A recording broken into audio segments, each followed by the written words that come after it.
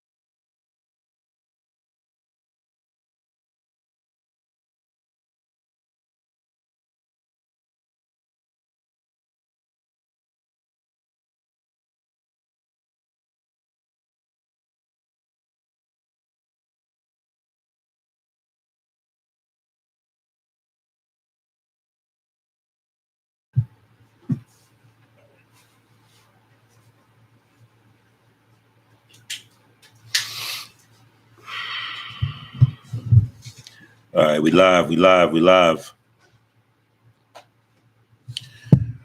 Welcome to the Mamba Source. We're here to talk about it. Man. We're here to talk about it. Last channel got deleted. YouTube hating. People's giving me strikes all over the place. But we back. We back here to talk about it. They can't shut us down forever. They can't shut us down. We are here, buddy. All right, what are we talking about today? All right, on the screen we have Ali Carter, we have Mesha, and we have Adrian English. In case these names are not familiar to you, I will educate you. I'm here to educate. By the way, my Ravens lost to the Eagles. It's all good. We'll get them back. Now, sipping on a little wine. Got some water? Cheers. So I'm gonna play you a little audio, so you could, kind of hopefully you can hear this, so you can kind of know who Ellie Carter is. Okay. Now Ellie Carter, a little backdrop. Ellie Carter is the young lady that was ex trafficked since she was 9 years old, 10 years old, something like that. And she's been telling her story for many years. We, the streets, we the people, we've been listening, but the mainstream media refuses to pick it up. And that's our job now. Our job now is to really try to amplify, these things she's talking about. So the media, I know a lot of people ain't heard about it. Some people have. If you have, good for you. If you haven't, well, this is an introduction to it. All right. So this is Ellie Carter. Okay. All right. Now she claims that she was in the ring, in the ex trafficking ring. She was transported, and she was given off to like princes and presidents, rappers, actors, some of the people you watch every day. This story is mind-boggling, but you gotta pay attention to this. Okay, now I'm gonna get into the other people and who they are. But this lady right now, well, she was a kid then, but now she's in her 30s now, so got to call her lady respectfully. I'm play a little clip, and hopefully you can hear this. Okay, let's go. It's weird, and I mean everything is backwards, but in trafficking, in being a prostituter, there's rankings to things. So a trafficker, a pimp, and a John are three different things. When you are one of the girls or one of the guys, you have a kind of a ranking, and being bottom bitch means being top. So when at one point you had to work for that ranking, though, if there's multiple girls or multiple boys in a pimp's possession, you have to work for that ranking. You have to work for that, basically, respect from your pimp to be able to have your pick of jobs. And it's not like you get to pick if you don't want to be hurt. It's just kind of choosing a lesser evil type of situation. That if I was nice to him, if I didn't fight as hard. This is so sad. What she's talking about right now, she's just giving an introduction to, the psychology of someone in that situation, and how they have to submit or be submissive to their pimp. So there's a lot she talks about, but this is I think this was like 60 minutes or something like that. It's one of those. She was talking about when she got sold to Russia, and when she got sold to Russia, it was kind of like she was passed around and kind of crazy stuff. Here you go. Hard if I gave up with the fighting, and if I just did what he said, then I would become bottom, which means top. Fighting for position. He proposed to me when we were 15 years old. Okay, let me stop right there. In case you didn't hear that right, okay? In case you didn't hear that right, I'm going to go back. Hours. So with my pimp, I started learning that if I was nice to him, if I didn't fight as hard, if I gave up with the fighting, and if I just did what he said, then I would become bottom, which means top. He proposed to me when we were 15 years old. Okay. So let's break that down. If the man proposed to her when she was 15 years old, can anyone figure out how old she is now? Oh, no, sorry, I said that wrong. Proposed to her when she was 15 years old. Can anybody tell me how old she was when she started?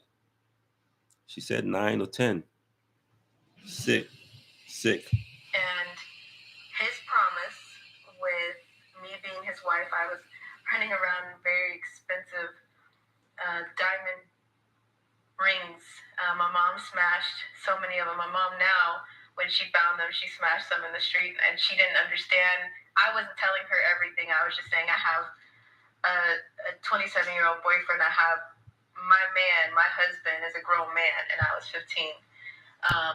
So she also claims that that she went to these freak offs. She was actually one of the party favors. Party favors is what they call it. What happens is people they come in, you know, the stars, the celebrities, the people that you guys look up to. They come in and you know they basically do all kind of atrocious stuff that you can't even believe. And they have these little people like Ali Carter that's legally not should even be able to drink or anything like that, and they have them coming in and doing all kind of stuff. I can't even fathom what kind of stuff they would want to do. But these are sick people. These are not regular people,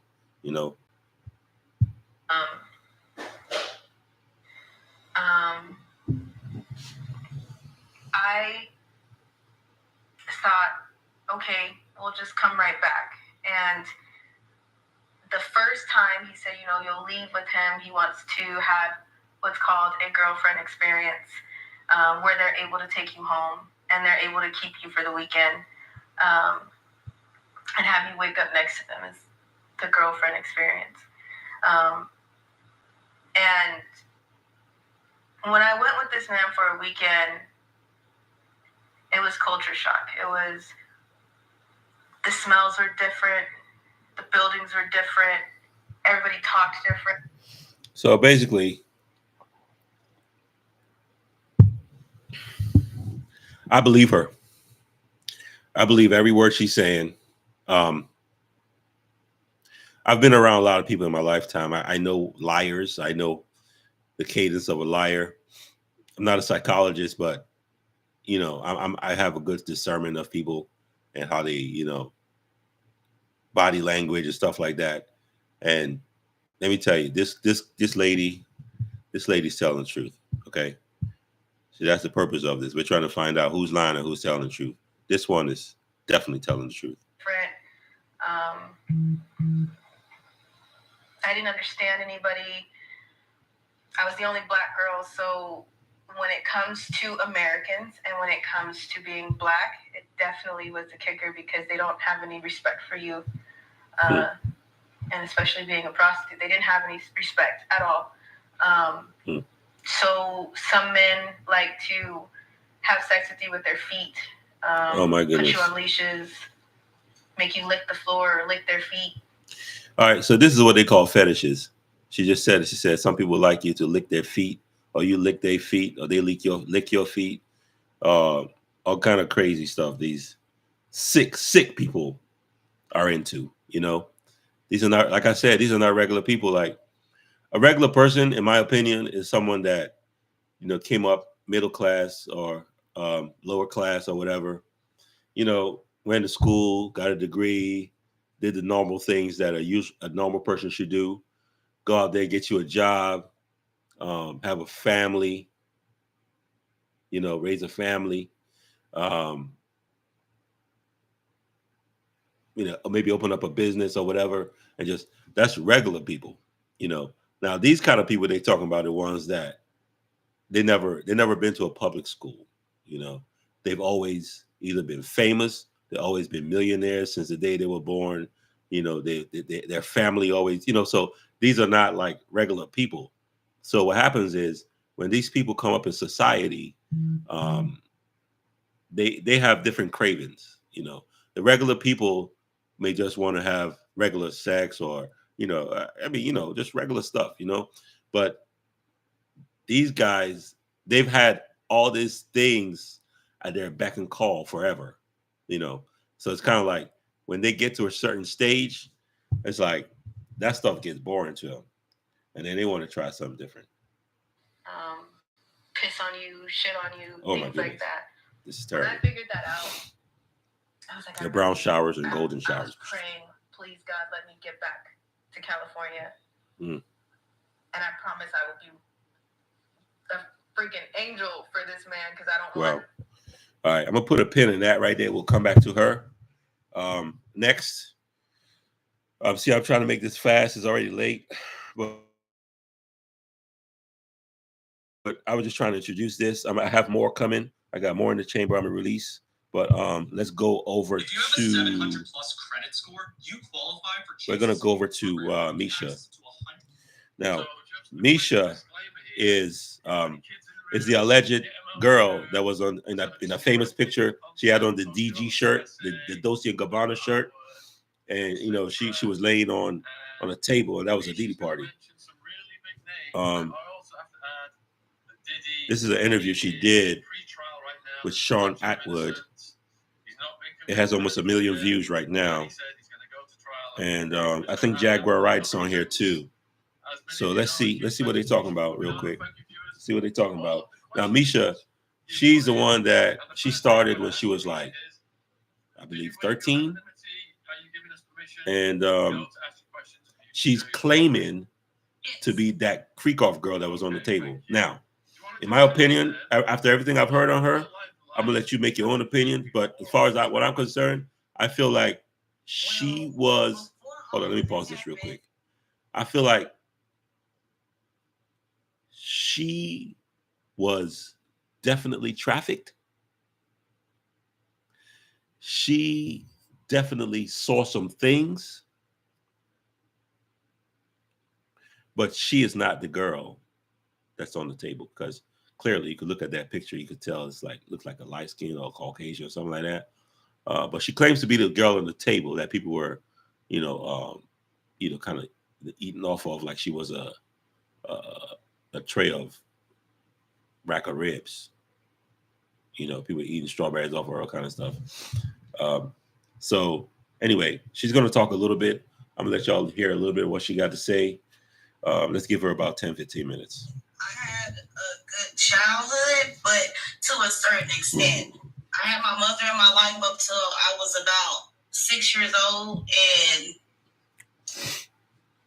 she used to be a paramedic, and then she got on drugs, and then I remember living with my grandmother, and my mother would be there, but she wasn't living with us. My grandmother wouldn't allow her to the house, and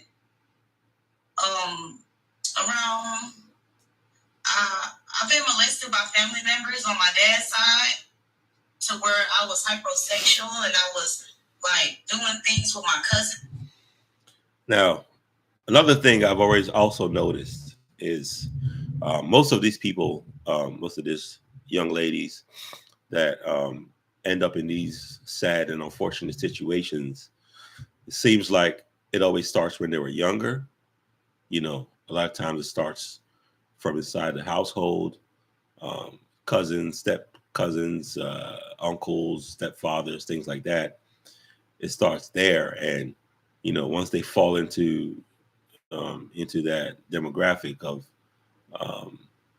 of people abuse children, and when it's not handled properly, like it's brushed aside by the mother or whatever, they don't believe them, and then they take that out to the street. They become hypersexual to where they feel like, I guess they get introduced to something too early that that shouldn't be introduced at that age. It's just too early, and so they don't know how to handle their body at that time. They just become hypersexual and stuff. And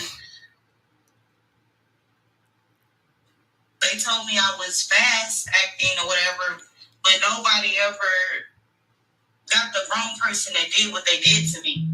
It was more of a be quiet, don't tell your dad, he gonna kill him.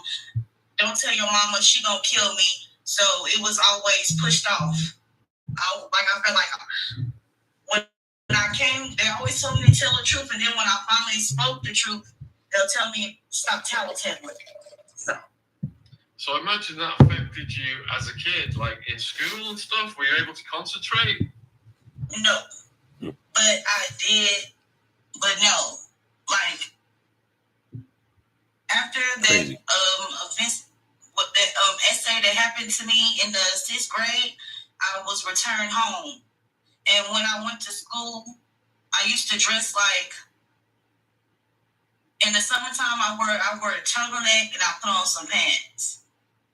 And my teacher, Miss Peterson, which was at Well Middle School. She's just giving a backstory. She hasn't even got into how she met P. Diddy or whatever. So allegedly. So let me fast forward a little bit.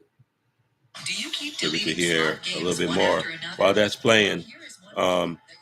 What's really boggling is how she's able to name these places and people and accurately paint pictures of how these things really are. And those of us that have been studying these kind of things since I started watching these things 2011, 2009, 10. Back then it was on CDs and they used to talk about Illuminati a lot. And everybody used to think we were crazy when we talk about it, but we were following it. And we knew something wasn't right, but we just couldn't put our finger on it. You understand what I'm saying? We knew something wasn't right about the industry. Like, they talk about Baphomet and all that kind of stuff, but it's like we know it's not right, but you almost you don't want to believe it. You don't want to believe this stuff, because once you know the truth is like a pair of eyeglasses, a pair of glasses. Once you put it on, you can never take it off. So now you can't live in La La Land anymore. It's nice in La La Land. It's tough in the real world. It's nice in La La Land. It's tough in the real world. So what are people choosing today? Are people choosing to be in the nice world? Or are they choosing to be in the tough world? Are we choosing to listen to vote for the person that gives us the Megan Thee Stallion and the Usher concerts, or we're choosing to vote for the person that got shot while he was trying to do a rally and then came back? You understand what I'm saying? What I'm trying to say here? It's almost like the choice is being made clearer and clearer. Like it's more distinctive. Which way, what side are you on? The red, blue pill. You know what I'm saying? Everything is just like that. Red pill and the blue pill. How ironic, right? Ironic. But let me just leave that alone right there. Let's keep going. So that I needed, he introduced me to a ghostwriter that worked the ghostwriter for Clive Davis and other music people, which was a Jewish guy with dark hair and it was curly. He had a pointy nose. Who's that? Jewish. He's Jewish, allegedly. Dark hair, pointy nose. Who could that be? I thought about it for a long time. It has to be somebody high-powered that worked with Diddy somehow. Because you have the rappers like Biggie, Tupac, blah blah blah blah. Then you have the producers on top of them. That's that's like Dr. Dre, Puff Daddy, and then on top of those, you have the Jimmy Iovine's and the Tony Mateos and all that kind of stuff. So there's layers to this. So hold on. And so the Jewish guy, he was paying me the money from Clive Davis. That's how much I want. Clive Davis. I'm a kid. At first, I was getting $20 for a composition book, but then after that, they started giving me $500, and I used to just give that money to my grandmother. And then he bought Pierre Harvey, however you say his name. He bought him, and he was kind of bullish acting without the Jewish guy there. At first, he was paying me. And then I remember one time he came with a cigar and he snatched the book out my hand and like blew the smoke and was like, write some more. I'll be back. You better have like command me to write more. They was coming by my house this whole time and they was recording me, like audition. Like they had me doing dances, singing the songs that I wrote. And one day, Pierre Harvey, he came by himself and he said, with a driver in a black SUV truck with tinted windows, he said that Diddy wanted to meet me in person and come to his flavor camp for 48 hours. I told my grandmother, Now, we just heard something. There's another word she just dropped that a lot of us have heard before, and that's called the flavor camp. The flavor camp is the place where allegedly, well, not allegedly, because Usher Raymond, when he was on that interview with Howard Stern, I'm gonna see if I can find it later and post and pin it. He was on an interview with Howard Stern. He said that when he was 13, that his mother took him to the flavor camp.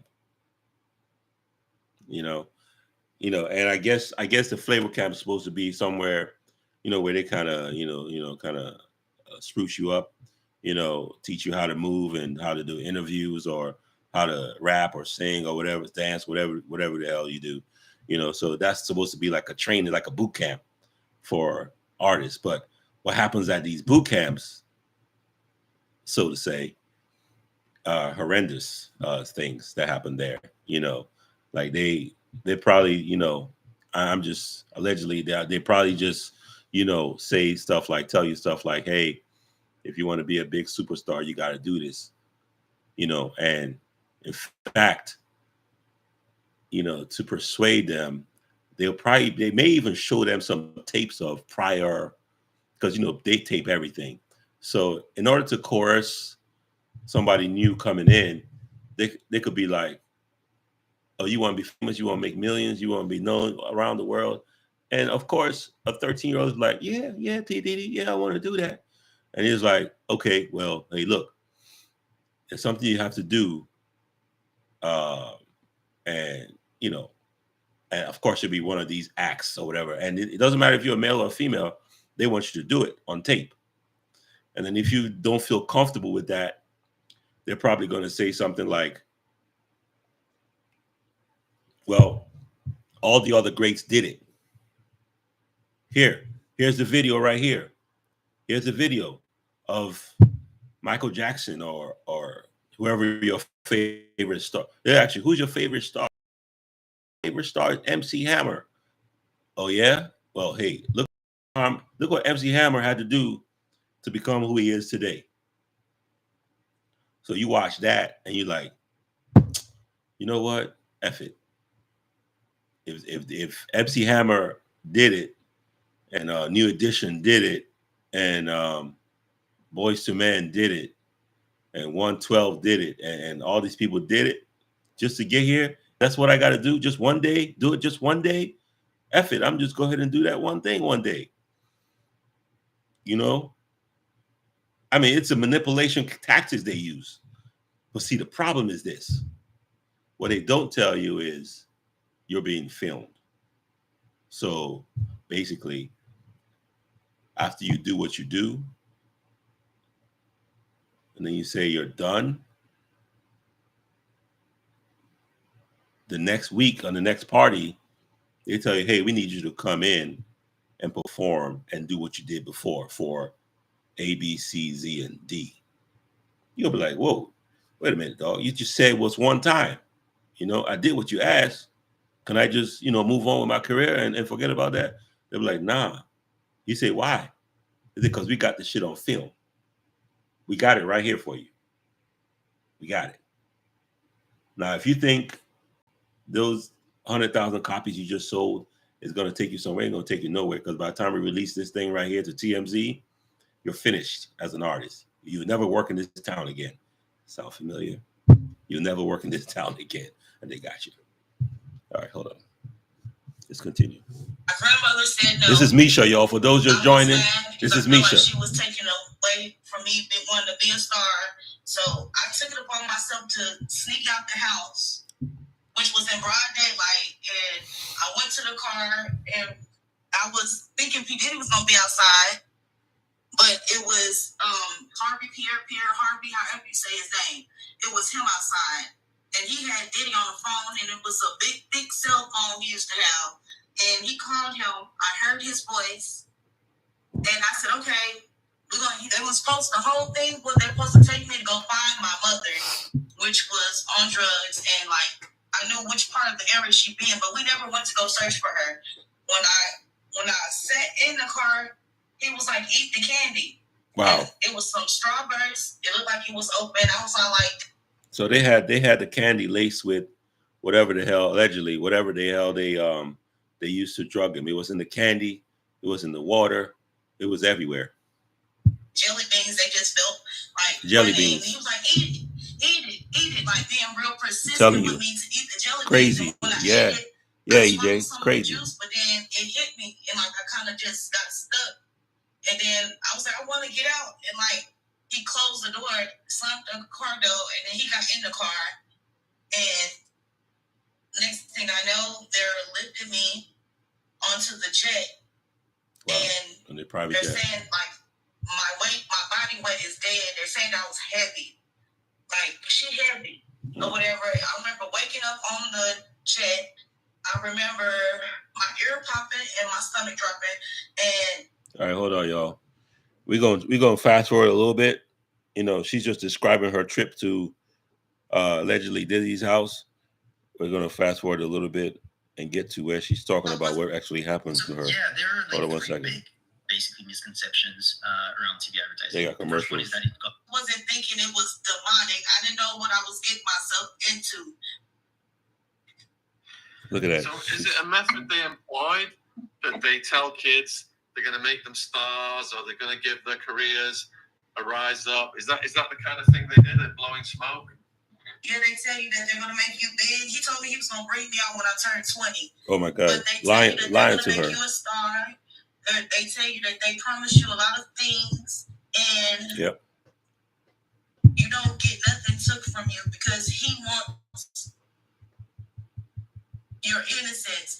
He wants your creativity. Sound like the devil to me. You. So that's why he do the things he do. Sound like the devil to me. And you were just 10. So you said you were stuck there until you was 11. You were stuck there for a year. Yeah, because how my birthday works.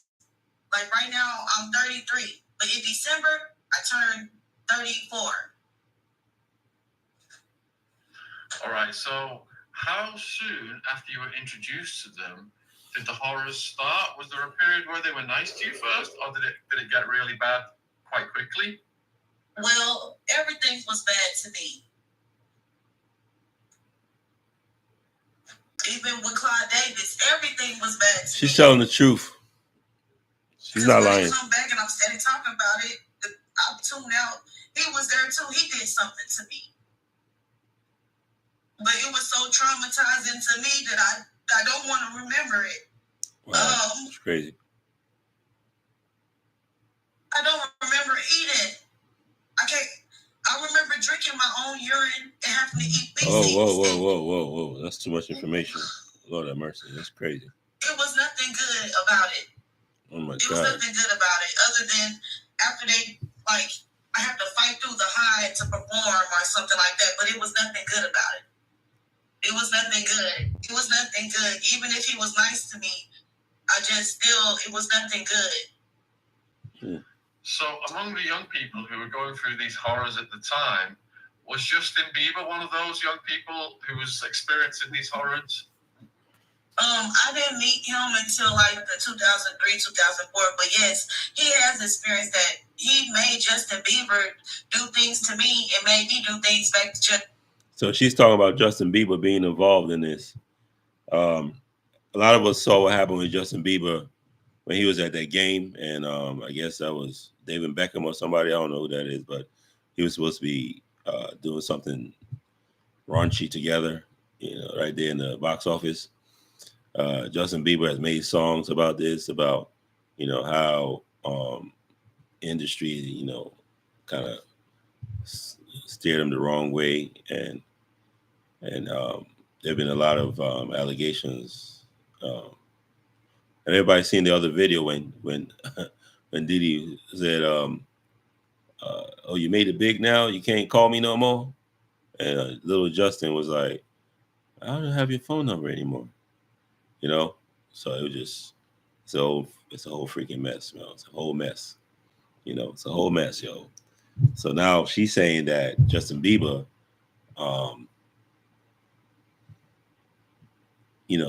so the night before, and then the party at the night, that night of the party,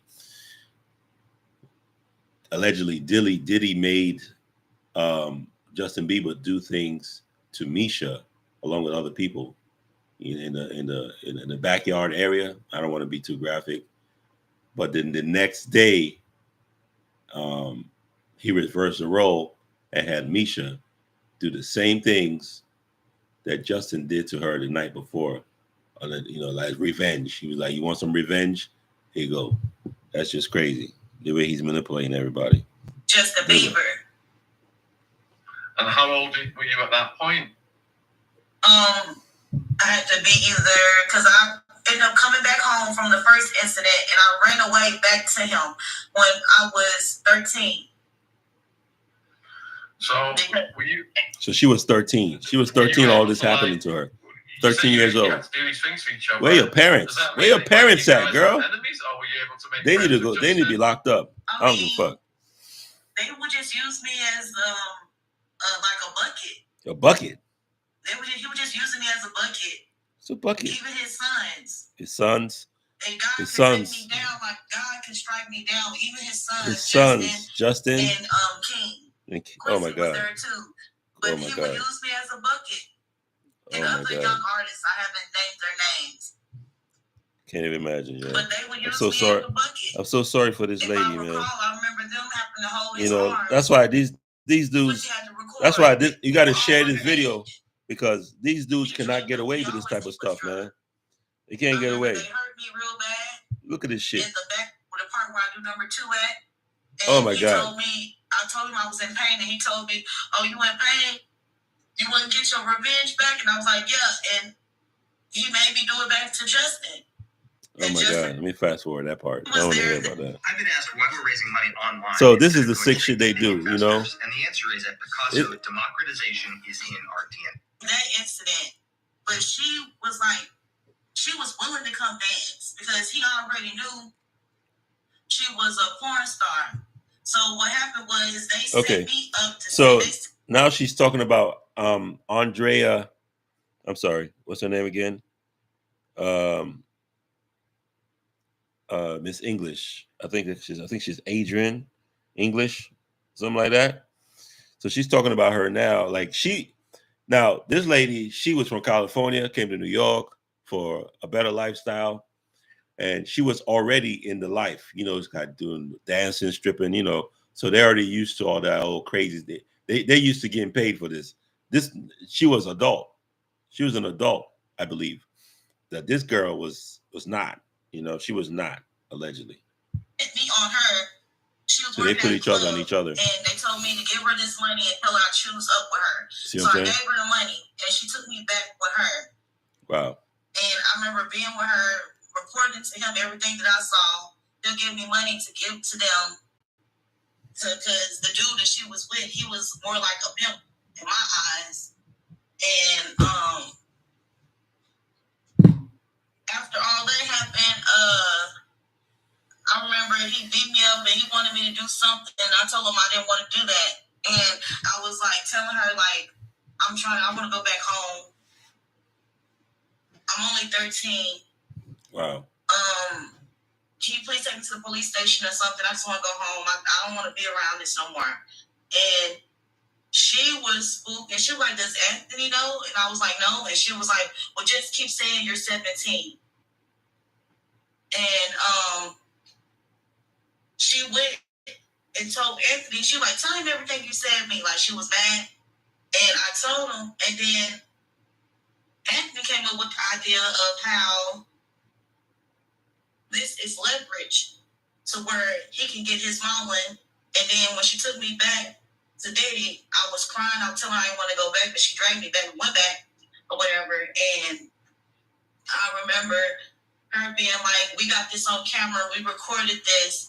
If we don't make it back, it's going to be to the police station and on the internet." And then now she's saying the girl Adrian. Okay, the backstory to that is she had a boyfriend that wanted to be a model, and so they came together from LA and California. They're supposed to be get into the modeling business and the music industry.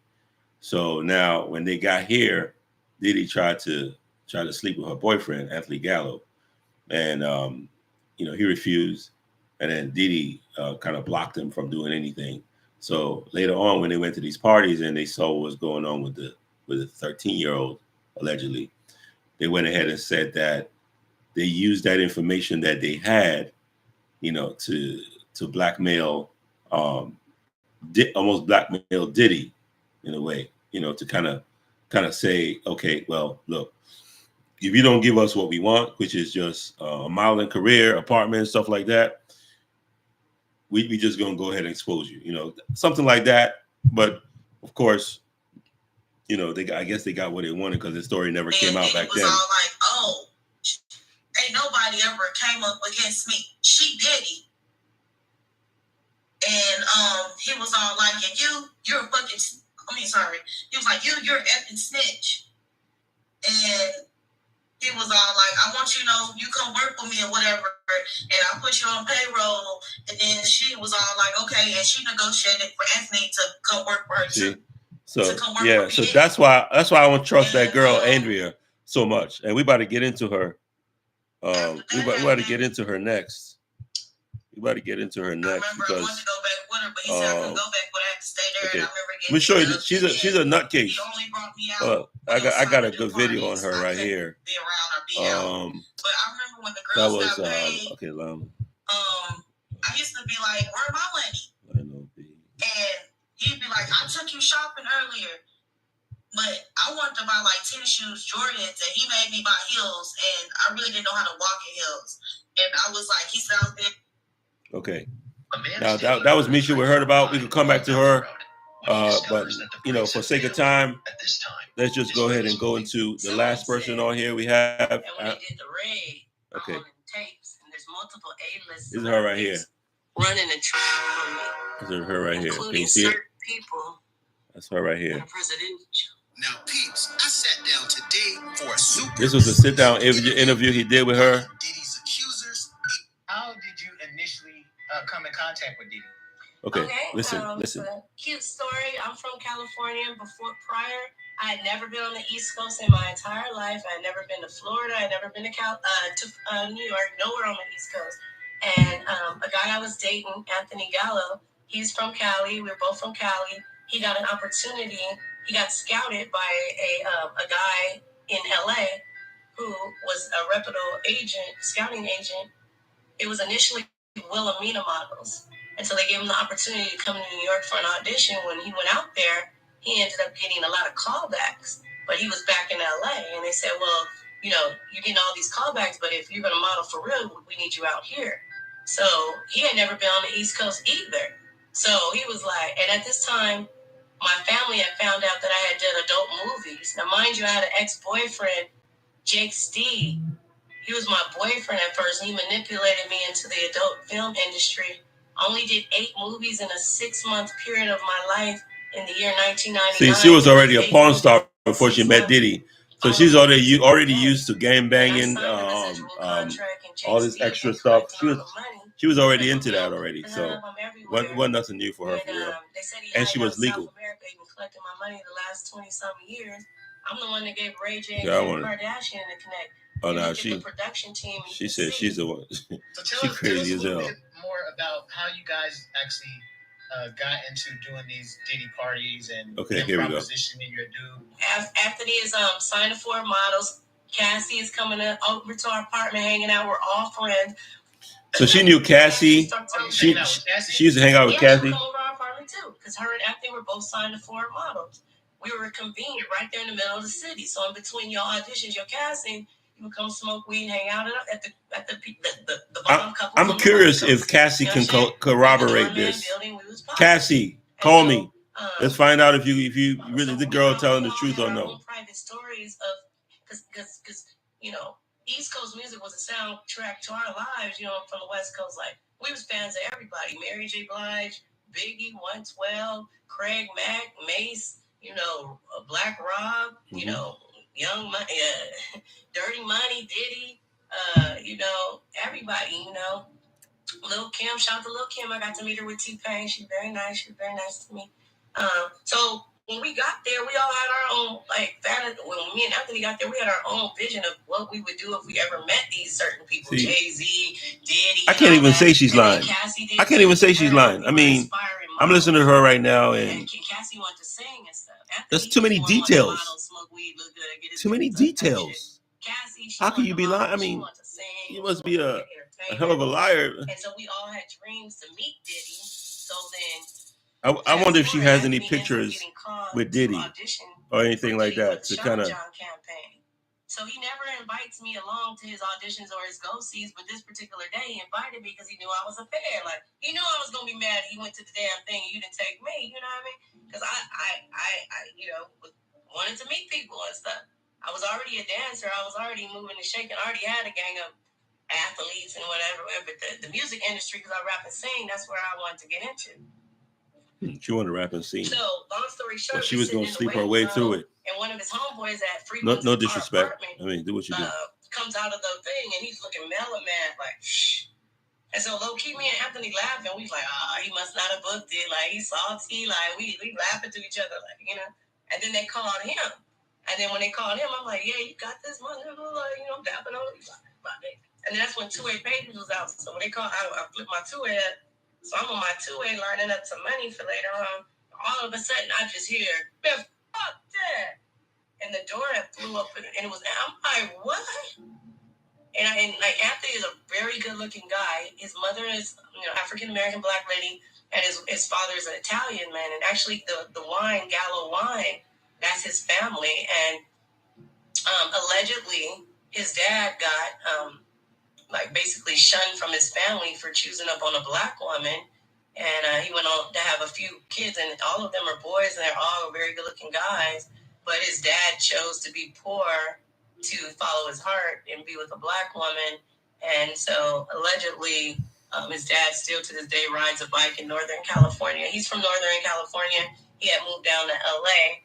And so, even though he was a good-looking guy mixed with black and Italian, he wasn't no punk. Like, it wasn't no in him. It wasn't no, bitch in him. Like a thug, but he a pretty boy. So, I guess they underestimated him, thinking that because he was so good-looking that he go that way. So he was more than offended. He was on some gangster shit. Like, he got me fucked up. So when we were in the elevator, I was like, what happened? He was like, man, he gave me a look like, man, shut the. And I was like, all right, because it was people in the elevator. So I was like, all right. So when we got, out the elevator, I'm like, what's up? I'm like, why are you tripping? He was like, man, nigga asked me to suck his dick. I said, who? Pause that right there. So it come from LA. In search of a better life. She's trying to leave behind her past. She's trying to leave behind the stripping and all that stuff. They're trying to come over here so her boyfriend could become a model, like she said. And they get here to go for audition, and it's for Sean John. And those of you that's probably as old as I am, Sean John was like a hot brand back in the early 2000s. It was like really, really hot. Like if you had Sean John on in the club, you're the man back then. So I guess he was trying to become one of the models for them. And Sean P. Diddy or whatever, he just asked for some top, you want to get in, you want to be a model, so what does that tell you about all the models, all the other models that made it? What did they have to give up? Who asked you to suck his? He said Puffy.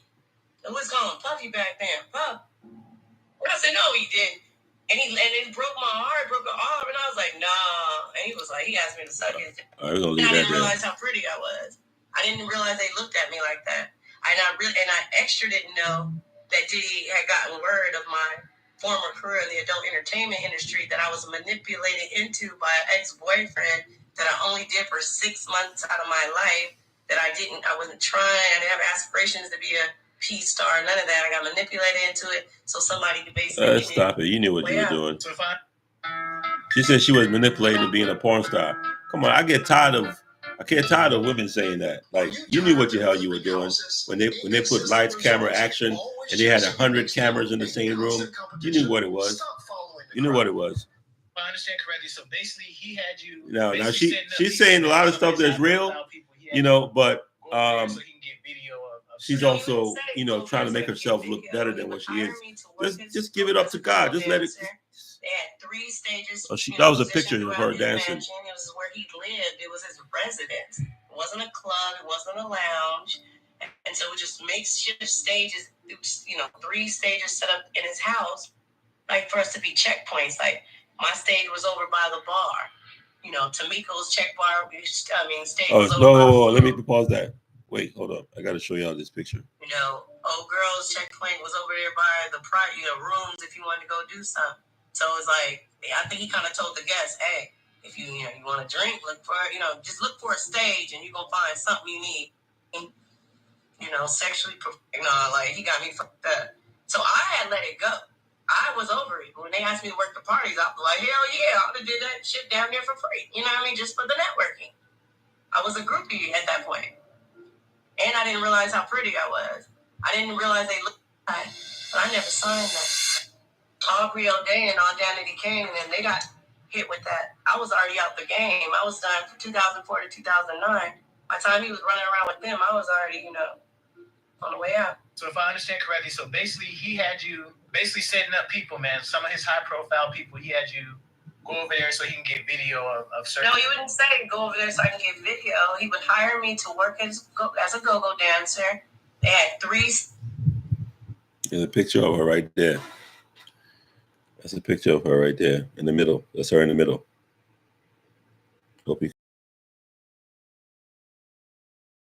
This is where he lived. It was his residence. It wasn't a club. It wasn't a lounge.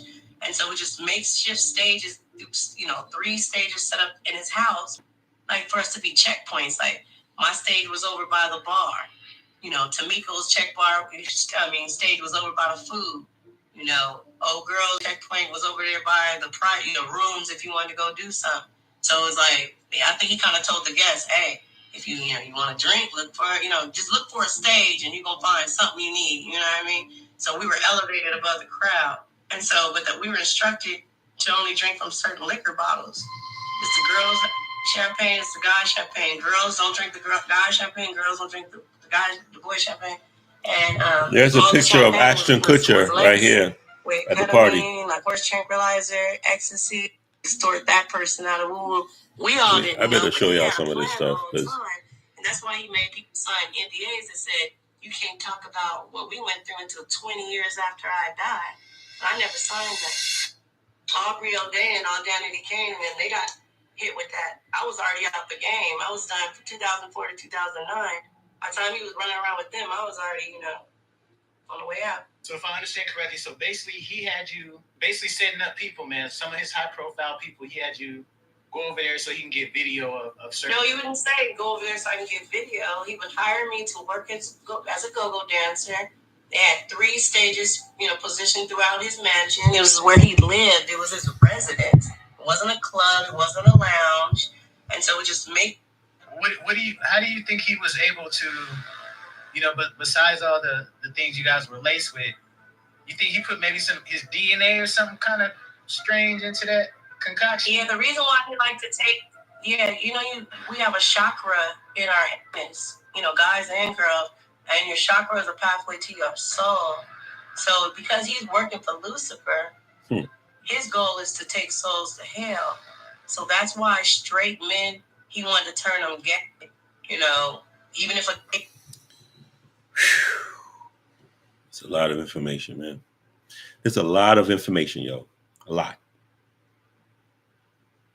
His mission was to take the man to jail. No, sorry, to hell. Take you to hell. Meaning, this hits home for me because, I grew up in that era, believing all this shit, hoping and wishing you were one of those, in those parties. And the whole time, these parties are demonic. It's demonic. I mean, Biggie did not make it to heaven, allegedly. A man was bad. He wanted to make him be a pedophile and be with a minor. His thing was to take the soul. So that's why after a certain once you do that, you in there. He would make an announcement like, "You better go on home because the party really about to crack now. Look at Ashton Kutcher. They got Ashton Kutcher right here. Here's at the party. And that's on God. Like, have you ever gotten like so faded or drunk where your body is doing stuff, but in the morning you have literally no recollection? Like, if it ain't from your homeboy showing you it, like, man, I recorded you, nigga. If it wasn't for him showing you, you would swear up and down you didn't do that shit. But then when he show you the video, you're like, what the? I jumped in the pool. I don't even know how to swim, my nigga. What? Like, I don't even remember that bitch. Like, what? It was like that. That's that blackout drinking. Right, but you had imagine everybody blacked out, though. It doesn't matter if you a celebrity or... That's why J-Lo left the country. He had her sticking bottles and stuff up in my homegrown. She was only 11 years old. Whoa. You guys heard that? J-Lo. J-Lo going to hell, too. She going to jail. She's next. They had J-Lo sticking stuff inside of...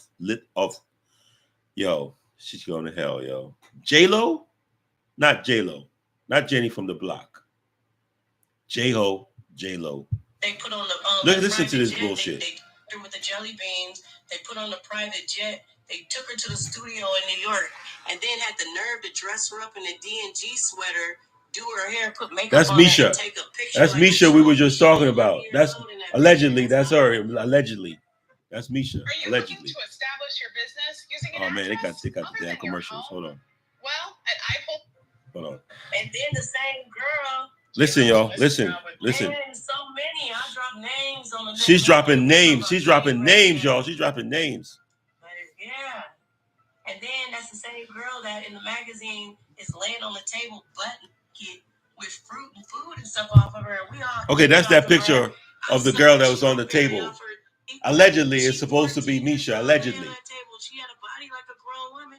You don't think anybody's looking at that thinking that's a kid. And allegedly, she was 13 at that time. Only 13. Everybody be with a minor, against your will, and he recording this shit. Same girl needed to do a number 2 on stage. She performing. She told him, I need to go upstairs. I need you to bath. He told her no. She ended up on stage. It was a went everywhere. Denzel Washington grabbed up his wife, mobbed to Diddy, and was like, man. Denzel was there, yo. He had to run up out there. Look at that. Denzel. Mr. Training Day. Training Day. So he was there. Allegedly, he was there. He was there. And she was only 14 years. He didn't know she was 14. It was just the fact that she shit on stage and in front of everybody. And then Diddy took her to a room and beat her because she shit on stage. Didn't even only give her water baths and not let her wash with soap. Wow. He wouldn't even let her take a real bath. She's still Jane Doe right now. I'm going to say allegedly. You know what I mean? It's allegedly. But she wants a DNA on 2 of his kids, but they took 2 babies out of her. They kept her locked up and had her. Can y'all hear this okay? 2 babies they took out of her stomach. That's not allegedly. Damn. And allegedly, that's crazy. Say allegedly, she had a 3 with Diddy and his own mama / Whoa, auntie. hold on, yo. Now, see, now she's taking it really far. She said that girl, Mesha, that was allegedly 13 years old when she was doing these things with Diddy, they say she may have had threesome with Diddy's mom. Now, that woman that says that they call Diddy's mom is really his aunt, allegedly. Allegedly, is not really his real mom, okay? So that's just another investigation we're going to get into next time. But, right now, we're just dealing with this part right now, okay? Let's just, hypothetically, let's just say that, that's his mom. And they had a threesome with Diddy and his mom and Mesha. She had a 3 Nelly and Diddy. Nelly. That's not she had one with allegedly. She said with Nelly. Ashanti, I love you, Ashanti. She said with Nelly, y'all. Nelly was involved. Congratulations on the baby. Nelly just got married, or he just had a baby with Ashanti, I think. We talking about 20 years ago. Don't get emotional. She said, don't get mad. That was 20 years ago. It's some of y'all's favorites. Wow. Kill y'all. It's gonna devastate y'all. It ain't gonna kill me. F them. Let them go to hell.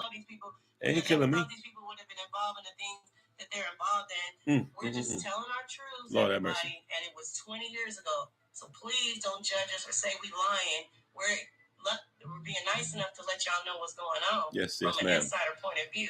You were not even there. Don't tell somebody they lying when you weren't even there. Wow.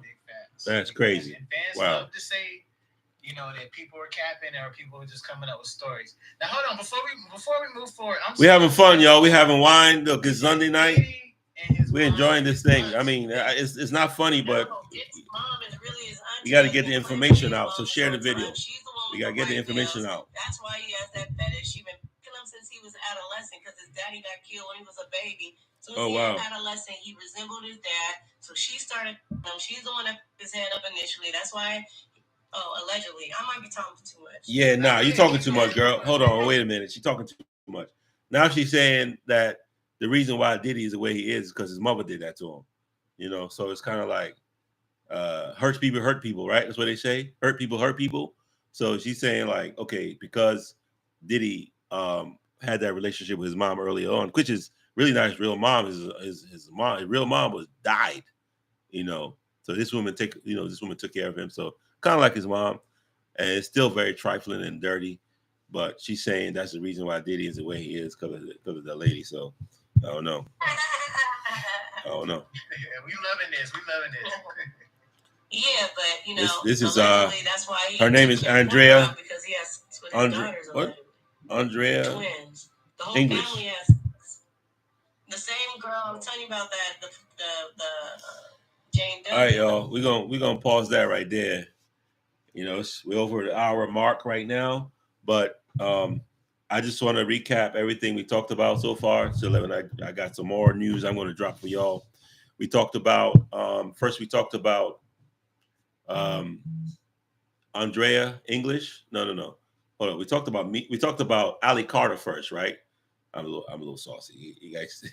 We talked about Ali Carter, right? Ali Carter was the girl that was trafficked over to the other people in Russia and everywhere else. And allegedly, she's supposed to be Tupac's daughter. We don't know, but you know, she was supposed to have gone through like Denzel and all those other people. So we talked about her. We dropped the receipts on that. We talked about Mesha. You know, we dropped some receipts on that. Mesha was the one that from Dallas that you know, that came in and what had interactions with Justin Bieber and all that. And then we have Adrian English. Adrian English was the one that we're just listening to.